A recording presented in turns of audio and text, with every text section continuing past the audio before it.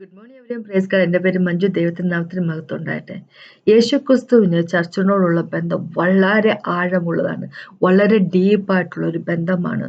Bible മൊത്തം പരാമർശിക്കുന്ന, Bible മൊത്തം സംസാരിക്കുന്നത് ഒറ്റ കാര്യം മാത്രമാണ്: യേശുക്രിസ്തുവിന് തൻ്റെ സൃഷ്ടിയോടുള്ള സ്നേഹത്തെ പറ്റിയാണ് ദൈവം പറയുന്നത്. പിതാവ് സംസാരിക്കുന്ന പുത്രനെ പറ്റി മാത്രമാണ്, അല്ലെ?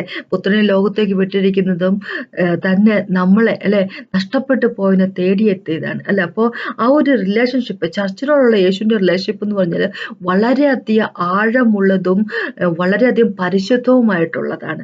ദൈവത്തെ സംബന്ധിച്ചിടത്തോളം പരിശുദ്ധമായിട്ടുള്ളതാണ്. അപ്പോൾ നമുക്കറിയാം, ദൈവം നമ്മളെപ്പറ്റി, ചർച്ചിനെ പറ്റി കരുതുന്ന യേശുക്രിസ്തുവിൻ്റെ ബ്രൈഡായിട്ടാണ്, മണവാട്ടി ആയിട്ടാണ്. എന്ന് വെക്കുമ്പോൾ ആ മണവാട്ടിയും മണവാളും തമ്മിലുള്ള റിലേഷൻഷിപ്പിനെ ഒന്ന് വിചാരിച്ചു നോക്കുക.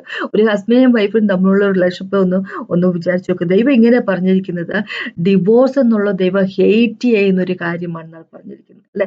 അപ്പൊ നമ്മുടെയൊക്കെ നാട്ടിലിപ്പോ വിശ്വാസികളുടെ ഇടയിലൊക്കെ ഡിവോഴ്സ് ഒക്കെ നടക്കുന്ന കാഴ്ച നമ്മൾ കാണുന്നു. പക്ഷെ ഇത് എന്താന്ന് വെച്ച് കഴിഞ്ഞാൽ, ദൈവം പറഞ്ഞിരിക്കുന്നത് ഡിവോഴ്സ് എന്ന് പറഞ്ഞാല് ആ ദൈവം അത് ഹെയ്റ്റ് ചെയ്യുന്ന ഒരു കാര്യമാണ്. എന്ന് വെച്ച് കഴിഞ്ഞാല് ഒരു ഹസ്ബൻഡിന്റെയും വൈഫിന്റെ ഇടയിൽ, അല്ലെ, അവരുടെ റിലേഷൻഷിപ്പിന്റെ ഇടയിൽ വേറെ ഒന്നിനും ഒരു സ്ഥാനമില്ല. അത് പ്യുവർ ആയിരിക്കണം, അത് ഹോളി ആയിരിക്കണം എന്ന് ദൈവം ആഗ്രഹിക്കുന്നു. അത് തന്നെയാണ് ദൈവം ചർച്ചിനും ജീസസിനും ഇടയിൽ ഉണ്ടാകുന്ന റിലേഷൻഷിപ്പിനെ പറ്റിയും പറയുന്നത്, അല്ലെ? ഒരു ഹസ്ബൻഡിനായിട്ട്, അല്ലെ, പ്യുവർ ആയിട്ടുള്ള ഹസ്ബൻഡിനായിട്ട് നമ്മളെ മാറ്റി വെച്ചിരിക്കുകയാണ്, അല്ലെ? നമ്മളെ വാക്ക് പറഞ്ഞിരിക്കുകയാണ് നിർമ്മല കന്യകമാരായിട്ട് എന്നാണ് ഓൾറെഡി പോൾ വഴി ദൈവം പറഞ്ഞിരിക്കുന്നത്, അല്ലെ? അപ്പോ അതാണ് നമ്മൾക്ക് യേശുവുമായിട്ടുള്ള ബന്ധമെന്ന് നമ്മൾ മനസ്സിലാക്കിയിട്ട് മുമ്പോട്ട് പോവുക. അല്ലാതെ വെറുതെ സമയാസമയങ്ങളിൽ കാര്യങ്ങൾ നേടുന്നതിന് വേണ്ടി, മണി വാങ്ങിക്കുന്നതിന് വേണ്ടി അങ്ങനെയൊക്കെയുള്ള റിലേഷൻഷിപ്പ് ആകാതിരിക്കും, അല്ലെ? അപ്പൊ അതിനെപ്പറ്റി എനിക്ക് സംസാരിക്കാം. അപ്പൊ ഒന്ന് പ്രാർത്ഥിച്ച ശേഷം സംസാരിക്കാം. കർത്താവെ, സമയത്ത് നന്ദി പറയുന്നു. കർത്താവെ, അങ്ങയുടെ നന്മയ്ക്കായിട്ട്, അങ്ങയുടെ കൃപയ്ക്കായിട്ട്, ഞങ്ങളെ സ്നേഹിക്കുന്നതിനായിട്ടൊക്കെ നന്ദി പറയുന്നു. കർത്താവെ, ഞങ്ങൾ ഇതിനൊന്നും പാത്രങ്ങളല്ല കർത്താവ്, ഞങ്ങൾ ഇതിനൊന്നും ഒരു വേദിയുള്ളവർ ആൾക്കാരല്ല കർത്താവെ. പക്ഷെ എന്നാലും ഞങ്ങളെ തേടിയെത്തിയ സ്നേഹമാണ് കർത്താവെ. ഉപേക്ഷിച്ച് കളയാൻ തോന്നുന്ന ഞങ്ങളുടെ മനസ്സിന്റെ കൃപയ്ക്കായിട്ട് നന്ദി പറയുന്നു കർത്താവ്, നന്മയ്ക്കായിട്ട് നന്ദി പറയുന്നു. താങ്ക് യു സോ മച്ച് മക്കളെ. ഇന്നും ഞങ്ങളോട് സംസാരിക്കണേ ഹോളി സ്പിരിറ്റ് ഗോഡ്. അങ്ങാണ് ടീച്ചർ, ഞങ്ങളോട് സംസാരിക്കണേ കർത്താവ്. Thank you so much holy spirit god, Abba father Jesus my king. Thank you so much യേശുനാഥൻ. ആമേൻ. നമുക്ക് ഇന്ന് റോമക്കെഴുതിയ ലേഖനത്തിലേക്ക് പോകാം. 7ാമത്തെ ചാപ്റ്ററിന്റെ 1 തൊട്ട് 4 വരെയുള്ള വാക്കുകൾ പെട്ടെന്ന് വായിക്കാം. റോമറിന്റെ 7ന്റെ 1 തൊട്ട് 4 വരെയുള്ള വാക്കുകൾ ഒന്ന് വായിക്കാം. അപ്പൊ അതിനു മുമ്പ് റോമൻ ചർച്ചിനെ പറ്റി പറയട്ടെ. റോമൻ ചർച്ച് എന്ന് പറയുമ്പോൾ പോൾ വഴി ദൈവം സ്ഥാപിച്ച ചർച്ചല്ല. അപ്പോസ്തല പ്രവൃത്തി 2ലേക്ക് പോകുമ്പോൾ നമുക്കറിയാം, പീറ്റർ അന്ന് പെന്തക്കോസ്ത് ദിവസം സംസാരിക്കുന്ന സമയത്ത് റോമിൽ നിന്നുള്ള ആൾക്കാർ, ജൂതന്മാർ കൂടെ ഉണ്ടായിരുന്നല്ലോ, അല്ലെ? അപ്പൊ അങ്ങനെ സ്ഥാപിക്കപ്പെട്ട ചർച്ചാണത്. അപ്പോൾ പിന്നെ ആ ചർച്ചിന്റെ ഒരു കാര്യം എന്ന് വെച്ചാൽ, അത് ജൂതന്മാര് മാത്രമുള്ള ചർച്ച ആയിരുന്നു. ദൈവം ചർച്ചുകളിലേക്കെല്ലാം ആളുകളെ കൂട്ടിയിരുന്നു. അപ്പൊ ജെറുസലേം ചർച്ചിനെ പറ്റി പറയുവാണെങ്കിലും ദൈവം ആളുകളെ കൂട്ടി എന്നാണ് ദൈവം പറഞ്ഞിരിക്കുന്നത്, അല്ലെ? അപ്പോൾ അങ്ങനെയാകുമ്പോൾ റോമിലുണ്ടായിരുന്ന ചർച്ചിലേക്കും ദൈവം ആളെ കൂട്ടി. ദൈവമാണ് ആളുകളെ കൊണ്ടുവരുന്നത്, അല്ലെ? അല്ലാതെ നമ്മള് എന്താ പറയുക, നമ്മളല്ല ആളുകളെ ചർച്ചിലേക്ക് കൊണ്ടുവരുന്നത്, നമ്മുടെ ഒരു പ്രവർത്തനവുമല്ല. ദൈവത്തിന്റെ ആത്മാവ് ആൾക്കാരുടെ മനസ്സിൽ പരിവർത്തിക്കുമ്പോൾ, ദൈവത്തിന്റെ ആത്മാവ് ആൾക്കാരുടെ മനസ്സുമായിട്ട്, അവരുടെ ജീവിതവുമായിട്ട് ഒന്ന് ഇടപഴകി കഴിയുമ്പോൾ, ഇടപെട്ട് കഴിയുമ്പോഴേക്കും ആൾക്കാർ താനെ ചർച്ചിലേക്ക് വരികയാണ് ചെയ്യുന്നത്. അപ്പൊ അങ്ങനെയാകുമ്പോൾ ഈ റോമൻ ചർച്ച് എന്ന് പറഞ്ഞു കഴിഞ്ഞാൽ അവിടെ ജൂതന്മാരിൽ നിന്ന് വിശ്വാസികളായി വന്നവരുണ്ട്, ജാതികളുടെ ഇടയിൽ നിന്ന് വിശ്വാസികളായി വന്നവരുണ്ട്. അപ്പൊ പിന്നെ നമുക്കറിയാം പ്രിസ്കില അക്വിലന്റെ ഒക്കെ കാര്യത്തെ പറ്റി നമുക്കറിയാം. ഇപ്പൊ ക്ലോഡിയസ് എന്നുള്ള എംപറർ ആ സമയത്തുണ്ടായിരുന്നു, അല്ലെ? ഇത് ഒരു 748-49 ആ കാലയളവിന്റെ കാര്യമാണ് പറയുന്നത്. അപ്പൊ ആ സമയത്തുണ്ടായിരുന്ന ഈ എംപറർ ക്ലോഡിയസ് ഈ ജൂത വിശ്വാസികളെയും ജൂതന്മാരെയും എല്ലാം റോമിൽ നിന്ന് ഓടിക്കുന്നു, അല്ലെ? അപ്പൊ പ്രിസ്കില അക്വില ഒക്കെ അവിടെ നിന്ന് വന്നവരാണ്. അപ്പൊ പോളുമായിട്ട് അവര് കണക്റ്റഡ് ആവുന്നു. അപ്പൊ ആ സമയത്ത് തന്നെ ഓൾറെഡി ചർച്ച് ഉണ്ട്, അല്ലെ? അപ്പൊ പോളുമായിട്ട് ഇവര് കണക്റ്റഡ് ആവുന്നു. ചർച്ച് റോമിലുണ്ട് ഓൾറെഡി. പോളുമായിട്ട് കണക്റ്റഡ് ആവുന്നു. പിന്നെ പോൾ അവരുടെ ഒപ്പം ടെന്റ് ബിസിനസ് ഒക്കെ ചെയ്യുന്ന കാര്യമൊക്കെ നമുക്ക് അറിയാവുന്നതാണ്, അല്ലെ? അപ്പോളോസിന് എന്താ പറയാ, പ്രിസ്കില അക്വിലയൊക്കെ ഉപദേശം കൊടുക്കുന്ന കാര്യമൊക്കെ നമ്മൾക്ക് എല്ലാവർക്കും അറിയാവുന്ന കാര്യമാണ്. അപ്പൊ അതിനുശേഷം 6 വർഷത്തിന് ശേഷം ക്ലോഡിയസ് സ്ഥാനത്ത് നിന്ന് മാറിയപ്പോ, എന്ന് വെച്ചാൽ ചിലര് പറയുന്നത് ചില തിയോളജിയന്മാർ പറയുന്നത് ക്ലോഡിസ് മരിച്ചതിന് ശേഷം എന്ന് പറയുവാണ്. അപ്പോ നീറോ വന്ന സമയത്ത് എല്ലാ ജൂതന്മാർക്കും ജൂയിഷ് ബിലീവേഴ്സിനും എല്ലാം റോമിലേക്ക് തിരിച്ചു വരാമെന്നുള്ള ഒരു ഉത്തരവാകുന്നു. അപ്പൊ അങ്ങനെ എല്ലാ ജൂയിഷ് ബിലീവേഴ്സ് ഒക്കെ തിരിച്ചു പോകുന്നു. ജൂയിഷ് ബിലീവേഴ്സ് ഇപ്പൊ യേശുക്രിസ്തു വിശ്വസിക്കുന്നവരെല്ലാം തിരിച്ചു പോകുന്നു അല്ലെ. അപ്പൊ അന്നത്തെ ചർച്ചിന്റെ പ്രശ്നം എന്താന്ന് വെച്ച് കഴിഞ്ഞാൽ ഡിവിഷൻ ആകുന്നു അല്ലെ. ജൂതന്മാരും ജൂത മതത്തിൽ നിന്ന് വിശ്വാസത്തിൽ വന്ന അവരും ജെന്റൈൽസ് അല്ലെ, ജാതികളുടെ ഇടയിൽ നിന്ന് വിശ്വാസത്തിലേക്ക് വന്നവർ തമ്മിൽ പ്രശ്നങ്ങളാകുന്നു, മിസ്അണ്ടർസ്റ്റാൻഡിങ് ആകുന്നു, പല കാര്യങ്ങളും. അപ്പൊ അതിനെല്ലാം അഡ്രസ് ചെയ്തുകൊണ്ടാണ് റോമർ എന്ന ലേഖനത്തിൽ പോള് എഴുതുന്നത്. അപ്പൊ അവിടെ പോളിങ് 4-ാമത്തെ ചാപ്റ്റർ പറഞ്ഞൊരു കാര്യമുണ്ട്. നമുക്കറിയാം വിശ്വാസത്തിന്റെ പിതാവ്, റൈച്ചസ്നെസ് പിതാവ് എന്നാണ് എന്താ പറയണേ, പോളിങ് എബ്രഹാം അല്ലെ. അപ്പൊ എബ്രഹാമിനെ സംബന്ധിച്ചിടത്തോളം ദൈവം സർക്കംസിഷൻ കൊടുത്തത്, പരിശോധന കൊടുത്തത് എബ്രഹാമിന്റെ വിശ്വാസത്തിനുള്ള ഒരു അടയാളമായിട്ട്, റൈച്ചസ്നെസ്സിനുള്ള ഒരു അടയാളമായിട്ടാണ് കൊടുത്തിരിക്കുന്നത് അല്ലെ. അപ്പൊ അത് ദൈവം അടയാളം കൊടുക്കുന്ന സമയത്ത് ഓൾറെഡി എബ്രഹാം വിശ്വസിക്കുന്ന വ്യക്തിയാണ്. അപ്പൊ എബ്രഹാമിനോട് ദൈവം ഇങ്ങനെ പ്രോമിസ് കൊടുത്തു, നീ ലോകങ്ങളുടെ എന്താ പറയാ നേഷൻസിന്റെ പിതാവെന്ന് പറയുന്നത് എപ്പോഴാന്ന് വെച്ച് കഴിഞ്ഞാല് പിന്നെ ഇത് ലോകം തന്നെ ഇൻഹെറിറ്റൻസ് ആയിട്ട് എബ്രഹാമിന് കൊടുക്കും എന്നൊക്കെ ദൈവം പറയുന്നത് എപ്പോഴാന്ന് വെച്ച് കഴിഞ്ഞാൽ ഇതിനൊക്കെ മുമ്പാണ്, സർക്കംസിഷൻ അതായത് പരിശോധന കേൾക്കുന്നതിന് മുമ്പാണ് അല്ലെ. അപ്പോ അങ്ങനെയാകുമ്പോ ദൈവത്തിൽ വിശ്വസിക്കുന്നവർ ജൂതന്മാരാണെങ്കിലും ജാതിയിൽ നിന്നുള്ളവരാണെങ്കിലും എബ്രഹാമിന്റെ ഫാമിലിപ്പെട്ടവരെ എബ്രഹാമിന്റെ മക്കളെ തീരുമാനിച്ചത്. അപ്പൊ എന്ന് വെച്ച് കഴിഞ്ഞാല് ജൂതന്മാരും വിശ്വാസത്തിലുള്ള ജൂതന്മാരും ജാതികളും തമ്മിൽ, അല്ലെ വിശ്വാസത്തിലുള്ള ജാതികളും യേശുവിലുള്ള വിശ്വാസത്തിലുള്ള ജാതികളും തമ്മിൽ യാതൊരു വിധത്തിലുള്ള വ്യത്യാസവുമില്ല. എല്ലാവരും ദൈവത്തിന്റെ കൃപയിൽ നിന്ന് വീണുപോര്, എല്ലാവരെയും ദൈവം പൊക്കിക്കൊണ്ടുവന്ന വ്യക്തികൾ അല്ലെ. അപ്പൊ അതിനെപ്പറ്റി പറയാം. പിന്നെ ഇവിടെ എനിക്ക് പറയാനുള്ളത് അതിനെപ്പറ്റിയല്ല, ക്രിസ്തു എന്ന ഏക പുരുഷനായിട്ട് അല്ലെ നമ്മളെ മണവാട്ടികളായിട്ട്, നിർമ്മലരായ മണവാട്ടികളെ മാറ്റി നിർത്തിയിരിക്കുന്നതിനെ പറ്റി പറയാനുള്ളൂ. അപ്പൊ ഇവിടെ ഇങ്ങനെ പറഞ്ഞിരിക്കുന്നത്, സഹോദരന്മാർ 7-ാമത്തെ ചാപ്റ്റർ റോമർക്കിന്റെ 7-1-4 വരെ വായിക്കുന്നത്, സഹോദരന്മാർ ന്യായപ്രമാണം അറിയുന്നവരോടല്ലോ ഞാൻ സംസാരിക്കുന്നു. മനുഷ്യൻ ജീവനോടിരിക്കും കാലത്തൊക്കെയും ന്യായപ്രമാണത്തിന് അവന്റെ മേൽ അധികാരമുണ്ട് എന്ന് നിങ്ങൾ അറിയുന്നില്ലയോ. ഭർത്താവുള്ള സ്ത്രീ ജീവിച്ചിരിക്കുന്ന ഭർത്താവിനോട് ന്യായപ്രമാണത്തിൽ ബന്ധിക്കപ്പെട്ടിരിക്കുന്നു. ഭർത്താവ് മരിച്ചാൽ അവൾ ന്യായപ്രമാണത്തിൽ നിന്ന് ഒഴിവുള്ളവളായും. ഭർത്താവ് ജീവിച്ചിരിക്കുമ്പോൾ അവൾ വേറെ പുരുഷനും ആയാൽ വ്യഭിചാരിണി എന്ന് പേർ വരും. ഭർത്താവ് മരിച്ചു എങ്കിലും അവൾ വേറെ പുരുഷന് ആയാൽ വ്യഭിചാരിണി എന്ന് വരാത്തവണ്ണം ന്യായപ്രമാണത്തിൽ നിന്ന് സ്വതന്ത്രയാകുന്നു. അതുകൊണ്ട് സഹോദരന്മാരെ, നാം ദൈവത്തിന് ഫലം കായ്ക്കുമാർ മരിച്ചിട്ട് ഉയർത്തെഴുന്നേറ്റവനായ വേറൊരുവന് ആകേണ്ടത് നിങ്ങളും ക്രിസ്തുവിന്റെ ശരീരം മുഖാന്തരം ന്യായപ്രമാണ സംബന്ധമായി മരിച്ചിരിക്കുന്നു. അപ്പൊ വേറൊരുത്തൻ ആകേണ്ടത് എന്നുള്ളത് ഇവിടെ പറഞ്ഞിരിക്കുന്നത്, ഇംഗ്ലീഷ് ബൈബിളിലേക്ക് പോകുമ്പോൾ എന്താ പറയാ ക്രൈസ്റ്റിനു വേണ്ടി എന്ന് പറഞ്ഞിരിക്കുന്നത്, ക്രൈസ്റ്റിനു വേണ്ടി എന്താ പറയാ ഇവിടെ ഞാനിപ്പോ വായിക്കുന്നത് ന്യൂ കിങ് ജെയിംസ് വേർഷനിൽ നിന്ന് വായിക്കുകയാണ്. Therefore, my brethren, you also have become dead to the law through the body of Christ, that you may be married to another, to him who was raised from the dead, that we should bear fruit to God. അല്ലെ, നമ്മള് മറ്റൊരു പുരുഷന്, അതായത് ക്രൈസ്റ്റിനെ മാരി ചെയ്യണം, മാരീഡായിരിക്കണം അവനുമായിട്ട് എന്നതിനായിട്ട് ദൈവം നമ്മളെ എന്താ പറയാ അപ്പൊ മാറ്റിയിരിക്കുകയാണ് അല്ലെ. എന്ന് വെച്ച് കഴിഞ്ഞാല്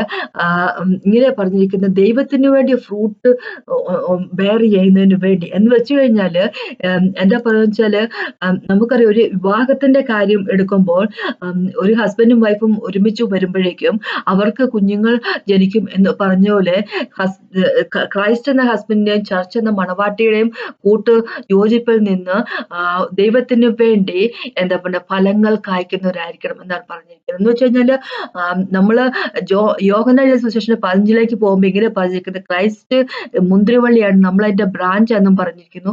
ആ ബ്രാഞ്ച് ക്രൈസ്റ്റുമായിട്ട് കൂടി യോജിച്ച് നിന്നില്ല എങ്കിൽ ഒരു ഫലം കായ്ക്കലും ഉണ്ടാകത്തില്ല എന്ന് ദൈവം പറഞ്ഞിരിക്കും. അപ്പൊ ഇവിടെ എനിക്ക് പറയാനുള്ളത് എന്താന്ന് വെച്ച് കഴിഞ്ഞാൽ, ക്രൈസ്റ്റ് എന്ന പുരുഷനായിട്ട് മണവാട്ടികളായിട്ട് ദൈവം പറഞ്ഞു വെച്ചിരിക്കുന്നവരാണ് നമ്മൾ. യേശു എന്ന പുരുഷന് പറഞ്ഞു വെച്ചിരിക്കുന്ന വ്യക്തികൾ മണവാട്ടികളാണ് നമ്മൾ അല്ലെ. ആ ഒരു കാര്യം ഇത് ഒരു മാരേജിന്റെ കാര്യത്തെ പറ്റി പറഞ്ഞത് അല്ലെ. നമ്മള് we will be married to him. നമ്മള് എന്താ പറയണേ, ഇപ്പൊ തന്നെ ദൈവത്തിനെ സംബന്ധിച്ചിടത്തോളം നമ്മള് മാരീഡ് തന്നെയാണ് അല്ലെ, ദൈവവുമായിട്ട്, യേശു ക്രിസ്തുവുമായിട്ട്. ആ ഒരു റിലേഷൻഷിപ്പ് വളരെ ഡിഫറെന്റ് ആണ് അല്ലെ. എന്ത് പറഞ്ഞു വെച്ചാല് ഇപ്പോഴേ തന്നെ നമ്മൾ പറഞ്ഞു വെച്ചിരിക്കുന്ന വ്യക്തികളാണ്.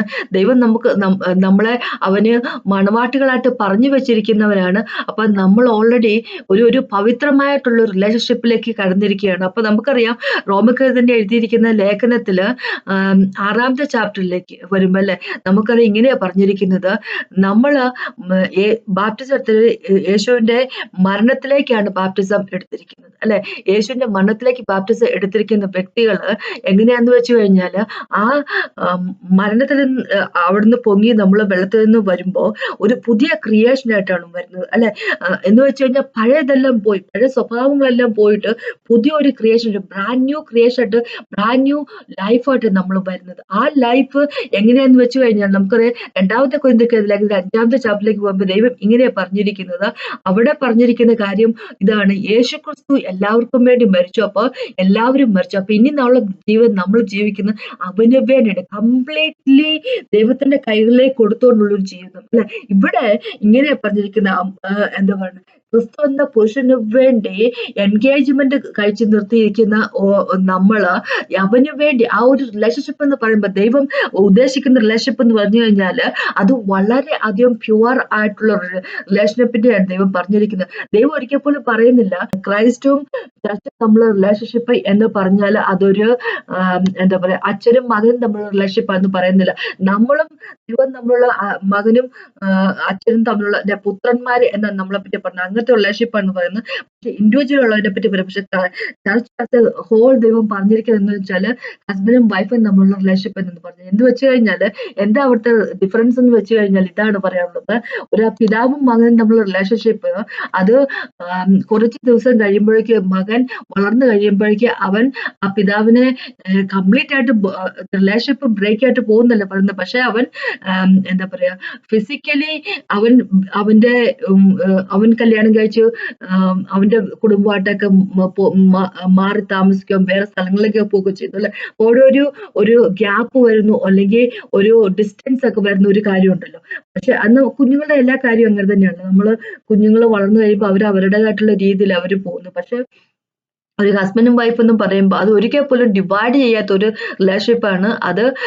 ദൈവം ഉദ്ദേശിക്കുന്ന ഒരു പുരുഷനും സ്ത്രീയും നമ്മൾ വിവാഹം എന്ന് പറയുമ്പോൾ ഒരു 2 കണ്ണടയുമ്പോൾ എന്ന് വെച്ചാൽ ആ ഹസ്ബൻഡും വൈഫിൽ ഒരാൾ മരിക്കുമ്പോൾ മാത്രം തീർന്നു പോകുന്ന റിലേഷൻഷിപ്പാണ് അല്ലെ. അപ്പൊ അങ്ങനെ അത്ര ഒരു പ്യുവർ ആയിട്ടുള്ള കാര്യത്തെ പറ്റിയാണ് പറയുന്നത്. ഇനി ഇവിടെ ദൈവം പറഞ്ഞിരിക്കുക, ഇവിടെ ന്യായപ്രമാണത്തെ പറ്റി പറയുവാണ്. ന്യായപ്രമാണത്തിന് കീഴിലുള്ള ഒരു സ്ത്രീ അവര് വിവാഹം കഴിച്ചിരിക്കുമ്പോൾ അവർ ഹസ്ബൻഡുമായിട്ട് ബോണ്ടിലാണ്, അവർക്ക് ബോണ്ടുണ്ട് അവര് ഹസ്ബൻഡുമായിട്ട് അല്ലെ. പക്ഷേ എന്താ പറയുക, അവര് ബന്ധിക്കപ്പെട്ടിരിക്കുന്നു ഹസ്ബൻഡുമായിട്ട്. പക്ഷെ അവരുടെ ഹസ്ബൻഡ് മരിച്ചു കഴിയുമ്പോൾ പക്ഷെ അവർക്ക് ആ ബന്ധനമില്ല അല്ലെ. ബന്ധനം എന്ന് പറഞ്ഞു കഴിഞ്ഞാൽ ഒരു നെഗറ്റീവ് ആയിട്ടുള്ള ബോണ്ടേജിനെ പറ്റിയല്ല പറയുന്നത്. പക്ഷെ അവര് ഹസ്ബൻഡ് മരിച്ചു കഴിയുമ്പോൾ ആ സ്ത്രീ ഒരു ഫ്രീ ആയിരിക്കുന്നു അല്ലെ. അതുപോലെ നമ്മള് ആ വെള്ളത്തില് നമ്മള് ബാപ്റ്റിസം എടുത്ത സമയത്ത് ആ ന്യായപ്രമാണം വന്നുള്ള ബോണ്ടേജ് അതിൽ നിന്ന് നമ്മൾ വിട്ടിരിക്കുകയാണ്.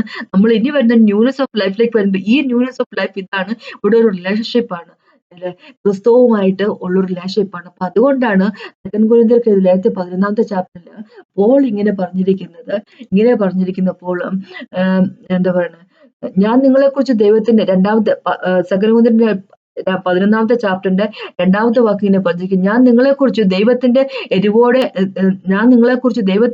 എരിയുന്നു. ഞാൻ ക്രിസ്തു എന്ന ഏകപുരുഷൻ നിങ്ങളെ നിർമ്മല കന്യകയായി ഏൽപ്പിക്കാൻ വിവാഹ നിശ്ചയം ചെയ്തിരിക്കുന്നു അല്ലെ. അപ്പൊ വിവാഹ നിശ്ചയം കഴിഞ്ഞിരിക്കുന്ന വ്യക്തികളാണ് നമ്മൾ. അതൊരിക്കൽ പോലും മറക്കാതിരിക്കുക. വിവാഹ നിശ്ചയം കഴിഞ്ഞിരിക്കുന്ന വ്യക്തികളുണ്ട്. അപ്പൊ അവിടെ വളരെ പരിശുദ്ധമായിട്ടുള്ള റിലേഷൻഷിപ്പാണ്. അവിടെ ആ പരിശുദ്ധമായിട്ടുള്ള റിലേഷൻഷിപ്പിന്റെ ഇടയ്ക്ക് ഒന്നും തന്നെ കയറി വരാൻ നമ്മൾ സമ്മതിക്കരുത് അല്ലെ? ഒന്നും തന്നെ ഒരു ഒരു വിവാഹ ജീവിതത്തിലെ കാര്യം ഒന്ന് ഓർത്ത് നോക്കി. ഒരു സ്ത്രീയും പുരുഷനും നമ്മൾ വിവാഹ ജീവിതത്തിൽ നാച്ചുറൽ ആയിട്ടുള്ള കാര്യം ഒന്ന് വിചാരിച്ചു നോക്കി. അതിന്റെ ഇടയ്ക്ക് അവർ തമ്മിലുള്ള വിവാഹത്തിന്റെ ആ റിലേഷൻഷിപ്പിന്റെ ഇടയ്ക്ക് ആരെങ്കിലും കേട്ടിട്ടുണ്ടെങ്കിൽ അത് പ്രശ്നമായിരിക്കും. അമ്മായിമ്മ കയറി നോക്കട്ടെ, അല്ലെ? അമ്മായിപ്പൻ, അല്ലെങ്കിൽ ഒരു കടബാധ്യത, അല്ലെങ്കിൽ വേറൊരു പുരുഷനോ സ്ത്രീയോ, അല്ല അങ്ങനെ എന്തെങ്കിലുമൊക്കെ അവരുടെ റിലേഷൻഷിപ്പിന്റെ ഇടയിൽ വന്നു കഴിയുമ്പോഴേക്കും പ്രശ്നങ്ങളാണ്, ബ്രേക്ക് ആകുന്നു, ഡിവോഴ്സ് ആകുന്നു, അങ്ങനെ പല കാര്യങ്ങളും നടക്കുന്നു. അപ്പൊ അതുപോലെ തന്നെയാണ് ദൈവത്തോട് പറഞ്ഞിരിക്കുക, നിങ്ങളെ നിർമ്മല കന്യകമാരായി ഈ നിർമ്മല കന്യകമാരായി ക്രിസ്തു എന്ന ഏക പുരുഷന് വേണ്ടി ഓൾറെഡി നിങ്ങൾ വിവാഹനിശ്ചയം നടത്തിയിരിക്കുന്ന വ്യക്തികളാണ് നിങ്ങൾ. അതിന്റെ ഇടയ്ക്ക് ആ റിലേഷന്റെ ഇടയ്ക്കിലേക്ക് ഒന്നിനെയും തന്നെ കൊണ്ടുവരാൻ ശ്രമിക്കരുത്, അല്ലെ? അപ്പൊ നമുക്കറിയാം ഹോസേക്കകത്തൊക്കെ ദൈവം ഇസ്രായേലിനെ പറ്റി ഇങ്ങനെ പറഞ്ഞിരിക്കുന്നത്, ഇസ്രായേലിനെ മാരി ചെയ്തിരിക്കുകയാണ് ദൈവം എന്ന് പറഞ്ഞിരിക്കുക. അപ്പൊ ഇസ്രായേല് ബാലിന്റെ പുറകെ പോയപ്പോഴേക്കും ദൈവം ഇങ്ങനെ പറഞ്ഞിരിക്കുന്നത്, അവര് പ്രോസ്റ്റിറ്റ്യൂഷൻ ചെയ്ത വ്യക്തികളാണ് എന്നാണ് പറഞ്ഞിരിക്കുന്നത്, അല്ലെ? പ്രോസ്റ്റിറ്റ്യൂഷൻ ചെയ്തിരിക്കുന്ന വ്യക്തികളെന്ന് പറഞ്ഞിരിക്കും. പക്ഷെ എന്നാലും രണ്ടാമത്തെ ചാപ്റ്ററിലേക്ക് പോകുമ്പോൾ, ഹോസേയുടെ രണ്ടാമത്തെ ചാപ്റ്ററിലേക്ക് പോകുമ്പോൾ ഇങ്ങനെ പറഞ്ഞിരിക്കുന്നത്, അവരെ പനീഷ് എന്ന് 13ാമത്തെ വാക്കിലേക്ക് പറഞ്ഞിരിക്കുന്നത്, അവരെ പനീഷ്, അവര് ബാലിന്റെ പുറകെ പോയ സമയത്തെ പറ്റിയൊക്കെ ഓർത്ത് അതിനെയൊക്കെ പനീഷ് ചെയ്യും. പക്ഷെ അത് വേറെ കാര്യം എന്താന്ന് വെച്ച് കഴിഞ്ഞാല് അതിനുശേഷം പണിഷ്മെന്റ് കഴിയുമ്പോഴേക്കും ദൈവം അവരെ പിന്നെയും തിരിച്ചെടുക്കും എന്ന് പറഞ്ഞിരിക്കുന്നു, അല്ലെ? അവരെ ഇങ്ങനെയല്ല പറഞ്ഞു, I will allure them to the wilderness എന്ന് പറഞ്ഞിരിക്കുന്നത്. അവിടെ ഞാൻ അവരോട് ജനറായിട്ട് സംസാരിക്കും എന്ന് പറഞ്ഞിരിക്കുക. എന്ന് വെച്ച് കഴിഞ്ഞാല് ദൈവത്തിന് തിരിച്ചു വേണം, അല്ലെ? ആ ഒരു നമ്മളെ തിരിച്ചു വേണം, അല്ലെ? ആ ഒരു റിലേഷൻഷിപ്പിന്റെ ഇടയ്ക്ക് ഒന്നും തന്നെ എന്താ പറയുക സ്ഥാനമില്ല, അല്ലെ? അപ്പൊ യേശുക്രിസ്തുവിന്റെ ചർച്ചും തമ്മിലുള്ള റിലേഷൻഷിപ്പ് വളരെയധികം പവിത്രമാണ് എന്നും മനസ്സിലാക്കിയിരിക്കുക. വളരെയധികം പവിത്രമായിട്ടുള്ള റിലേഷൻഷിപ്പ്, ഇത് വെറുതെ ഒരു കാര്യമല്ല എന്നും മനസ്സിലാക്കിയിരിക്കുക, അല്ലെ? അപ്പൊ ആടത്തിൽ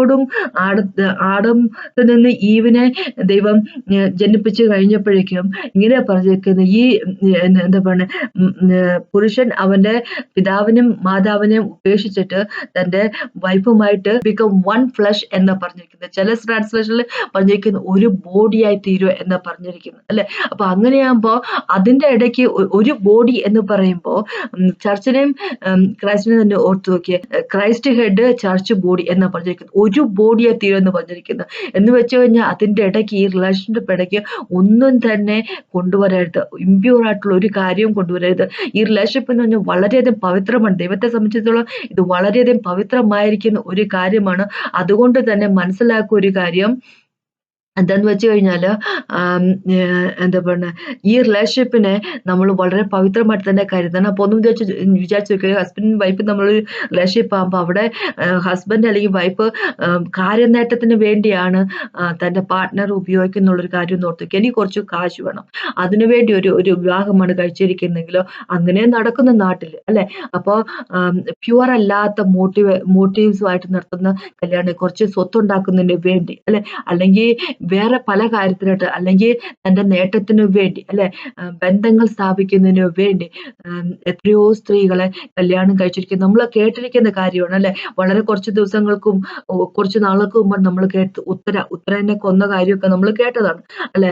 അപ്പൊ പൈസ ഉണ്ടാക്കുന്നതിന് വേണ്ടി സ്ത്രീകളെ കല്യാണം കഴിക്കുന്ന ഒരുപാട് ആൾക്കാരുണ്ട്. പക്ഷെ അതൊക്കെ ദൈവം വളരെയധികം ഹേറ്റ് ചെയ്തിരിക്കുന്ന ഒരു കാര്യം. അപ്പൊ അങ്ങനെയാകരുത്. നമ്മളും ക്രൈസ്റ്റും നമ്മുടെ റിലേഷൻഷിപ്പ് എന്ന് പറഞ്ഞാൽ നമുക്ക് നേട്ടങ്ങൾക്ക് വേണ്ടി, നമുക്ക് ബ്ലെസ്സിങ്സിന് വേണ്ടി മാത്രം, അല്ലെ? ഈ ലോകത്തിൽ നിന്ന് കിട്ടാനുള്ള ബ്ലെസ്സിങ്സിന് വേണ്ടി മാത്രം ദൈവമായിട്ടുള്ള റിലേഷൻഷിപ്പിലാകാതിരിക്കുക എന്നാ പറഞ്ഞിരിക്കുന്നത്. 2026 ആരംഭമായിരിക്കുന്ന സമയത്ത് നമ്മൾ അങ്ങനെ ഒരു റിലേഷൻഷിപ്പിൽ പോകാതിരിക്കുക. വെറുതെ കുറച്ച് അനുഗ്രഹം മാത്രം കിട്ടുന്നതിന് വേണ്ടി പോകാതിരിക്കുക. അതിനെപ്പറ്റി ദൈവം പറഞ്ഞിരിക്കുന്നത്, അല്ലെ? ഇതൊരു പ്യുവർ ആയിട്ടുള്ള വളരെ പവിത്രമായിട്ടുള്ള റിലേഷൻഷിപ്പ് ആണെന്നുള്ള എന്താ പറയാ ബോധത്തോടു കൂടി തന്നെ മുമ്പോട്ട് കൊണ്ടുപോകും. അതിനെപ്പറ്റിയാണ് ദൈവം നമ്മളോട് പറഞ്ഞിരിക്കുന്നത്. അപ്പൊ ഇതാണ് എനിക്കിത് പറയാനുള്ളത്. വെറുതെ കാര്യനേട്ടത്തിനായിട്ടുള്ള ജീവൻ ജീവിക്കാതിരിക്കും. അപ്പൊ നമുക്കൊന്ന് പ്രാർത്ഥിച്ചുകൊണ്ട് കർത്താവ് സമയത്തിന് നന്ദി പറയും. Thank you Jesus master, praise and worship you. Thank you Lord God almighty master. I pray Father that കർത്താവ് ഞങ്ങള് പ്യുവറായിട്ട് തന്നെ അങ്ങോട്ടുള്ള ജീവിതം കർത്താവ് നയിക്കാനുള്ള കൃപ കർത്താവ് അപേക്ഷിക്കുന്നു. കർത്താവ് ഒരു കാര്യനേരത്തിന് ഒരു ബ്ലെസ്സിങ്ങിന്റെ ഞങ്ങളുടെ അടുത്തേക്ക് വരാതിരിക്കണം. അങ്ങേക്ക് വേണ്ടി വരട്ടെ കർത്താവേ. I praise and worship you master. എന്നെക്കൊണ്ടെനിക്ക് ഓരോ വ്യക്തിയോട് പ്രാർത്ഥന അങ്ങേക്ക് വേണ്ടി മാത്രം വരുന്ന വ്യക്തികളായിട്ട് യേശുവിൻ നാമത്തിൽ ആമേൻ. ഇത് കേട്ട നന്ദി, ദൈവത്തെ മുഖത്തോട്ടെ.